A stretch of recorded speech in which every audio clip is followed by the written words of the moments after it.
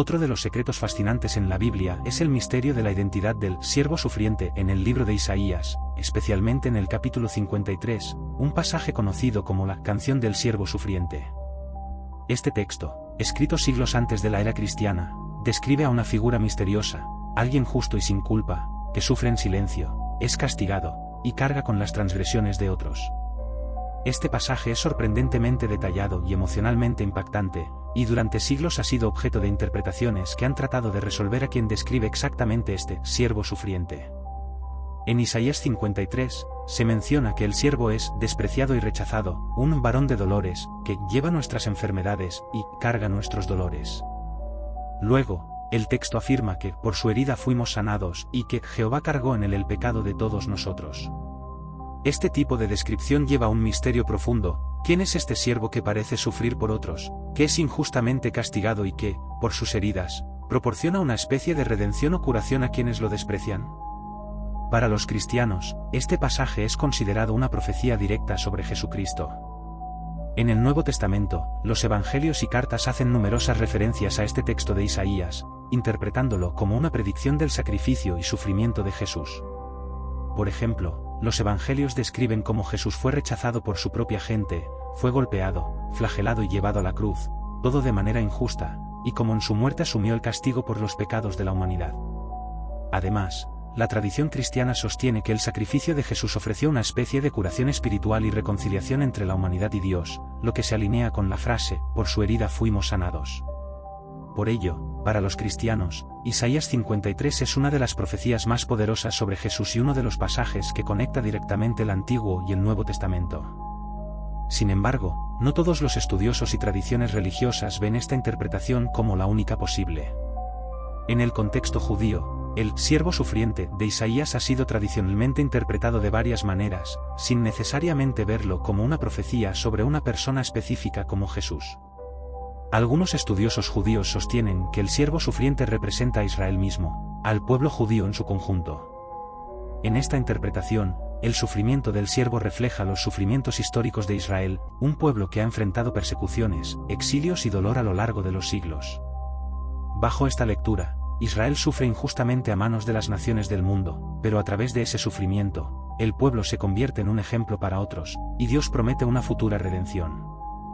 Los estudiosos que sostienen esta posición señalan que a lo largo de Isaías, el siervo a menudo representa a Israel y que el tema del sufrimiento redentor encaja con la historia del pueblo judío. Además, algunos intérpretes ven en el siervo sufriente a una figura mesiánica, pero no necesariamente a una figura específica, como Jesús. Para estos teólogos, el siervo puede representar una figura arquetípica, alguien que sufrirá por la causa de Dios y cuya experiencia ofrecerá una profunda enseñanza sobre el sacrificio, la fe y la justicia divina. En este sentido, el siervo sufriente podría ser interpretado como un modelo para todo aquel que enfrenta adversidades por una causa justa, como una lección sobre la humildad y el valor de la fidelidad a Dios en tiempos de sufrimiento. Curiosamente, el texto de Isaías 53 también presenta al siervo como alguien que guarda silencio en su dolor, alguien que es comparado a una oveja que es llevada al matadero y que no abre su boca. Esta imagen sugiere una aceptación profunda del sufrimiento y del destino, un sacrificio silencioso que va en contra del instinto humano de protestar o resistir. El hecho de que el siervo acepte su sufrimiento sin quejarse se ha interpretado como un símbolo de entrega y obediencia a la voluntad divina. Algunos ven en esta actitud una representación de la fuerza de la humildad y del poder redentor del sacrificio personal, en contraste con la búsqueda de venganza o represalia. Un aspecto adicional y profundo del misterio es la dimensión redentora del sufrimiento del siervo. Isaías 53 sugiere que, de alguna manera, el dolor y las heridas del siervo traen beneficios a otros, un concepto que parece desafiar la lógica humana. La idea de que el sufrimiento de alguien puede tener un valor redentor o incluso sanador para otros es un tema que ha sido discutido y explorado en diversas filosofías y tradiciones religiosas. En el contexto de la Biblia, este concepto de sufrimiento redentor no es común y se presenta en Isaías con una fuerza inusual, lo cual refuerza el misterio sobre la identidad y el propósito de este siervo sufriente. Además, el pasaje termina con una promesa de exaltación y restauración.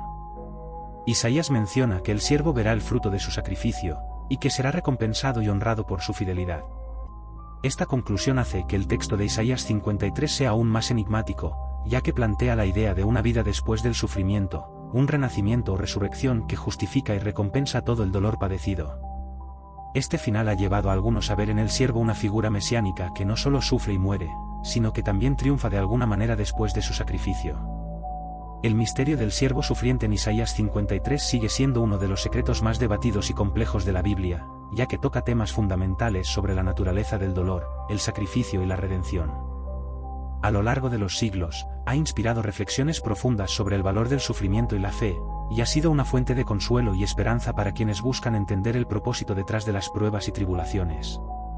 El siervo sufriente representa un símbolo poderoso de la fragilidad humana, al mismo tiempo, de la posibilidad de hallar un sentido trascendente y un propósito en el sufrimiento, un misterio que sigue resonando en la búsqueda espiritual de millones de personas hasta el día de hoy.